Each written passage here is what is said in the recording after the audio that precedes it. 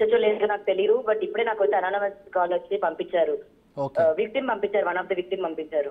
So ఈ victim ఎవరికి victim? ప్రీతికి విక్టిమ్ సార్. ప్రీతికి ఏ విధంగా విక్టిమ్? సో 1 lakh గురించి స్టోరీ మీరు నేను టీవీలో వినే ఉంటారు సార్. మరి సో ప్రీతి నేను వినలేదు. ఒకసారి ఏమనుకోకుండా ఇంకొకసారి చెప్తారా? సో ప్రీతి వాళ్ళు రాజ్ తరుణ్ కి హెల్ప్ చేయడానికి 1 crore అడిగారని తెలుస్తుంది సార్. ఓకే. రాజ్ తరుణ్ మద్దతుగా ఉండి నా పైన కేసెస్ పెట్టి నన్ను జైలుకి పంపించి నా ఇల్లు రాజ్ తరుణ్ కి ఖాళీ చేయించి అప్పచెప్తే శేఖర్ భాష, ప్రీతి, ఉదయ్ ఇందులో ఎవరెవరైతే ఉన్నారో వాళ్ళు 1 crore డిమాండ్ చేసినట్టు తెలుస్తుంది. సో అలా అవినాష్ అనే అబ్బాయిని ఫ్రమ్ వైజాగ్ పురమాయించారు.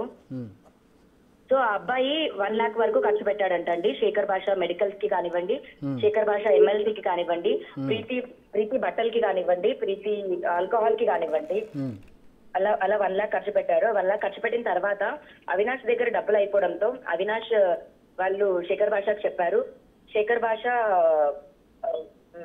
రాజ్ తరుణ్ ని కాంటాక్ట్ అయ్యి మరి డబ్బులు ఇవ్వండి అని అడిగితే 4 గంటలు వెయిట్ చేయించాక డబ్బులు ఇవ్వలేదంట రాజ్ తరుణ్. మరి ఇలా 20,000 అడిగితే ఇవ్వలేదు, 1,00,000 రూపాయలు అడిగితే ఇవ్వలేదు, ఇతను 1 కోటి రూపాయలు ఇచ్చేది ఏంటి అని ప్రీతి వాళ్ళని గట్టిగా క్వశ్చన్ చేయగా ప్రీతి వాళ్ళకి అవినాష్ వాళ్ళకి గొడవ అయిందంట అండి. సో అలా అవినాష్ విక్టిమ్ అయ్యాడు. ఇప్పుడు అవినాష్ ఎవిడెన్సెస్ అన్ని ముందుకు ఇస్తున్నారు సార్. సో ఇప్పుడు అవినాష్ కూడా ఉన్నాడు డ్రగ్స్ ఇష్యూలో?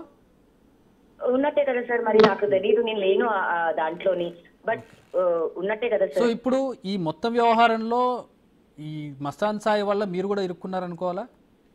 నన్ను ఇరికిచ్చారు కదా సార్, నన్ను ప్రిజన్ కి పంపించారు. దీనికి ఇరికించింది ఎవరైనా కానీ కారణం మస్తాన్ సాయి అనుకోవచ్చా? పోలీసులు చెప్పాలి సార్. ఇండైరెక్ట్ గా అంటే సరే పోలీసులు ఎలాగో చెప్తారు ఇన్వెస్టిగేషన్ లో, బాధితురాలుగా మీరు ఉన్నారు కాబట్టి మిమ్మల్ని అడుగుతున్నారు డైరెక్ట్ గా. డెఫినెట్ గా సార్ ఉంది సార్, ఉంది అని చెప్తాను. మస్తాన్ సాయి వల్ల మీరు ఇరుక్కున్నారు. ఇప్పుడు ఇంకా ఎవరు ఇరికించినా కూడా ఇరుక్కున్నాను సార్. సో ఇప్పుడు మస్తాన్ సాయికి సంబంధించి ఒక డ్రగ్స్ కేసే కాదు, అతని ఫోన్లో చాలా మంది అమ్మాయిల ప్రైవేట్ వీడియోలు ఉన్నట్టుగా కూడా తెలుస్తోంది. దీనికి సంబంధించి మీకు ఏమైనా సమాచారం ఉందా? నేను దానికి సంబంధించి ఆల్రెడీ ఎఫ్ఐఆర్ కాపీలో కూడా రాశాను సార్.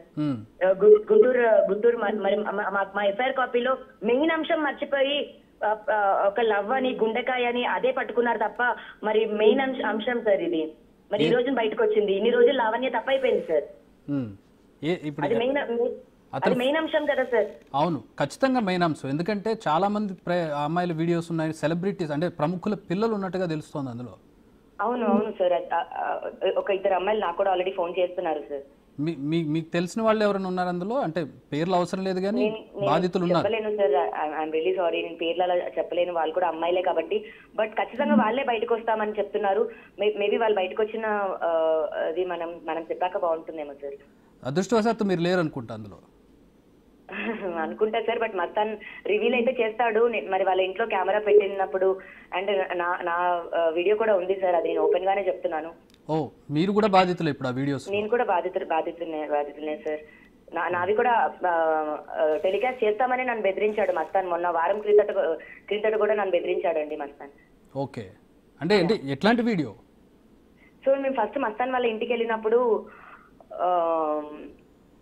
రూమ్ లో కెమెరా ఉండింది సార్. నేను డ్రెస్ చేంజ్ చేసుకున్నాను. ఆ వీడియో ఒకటి మస్తాన్ దగ్గర ఉండింది.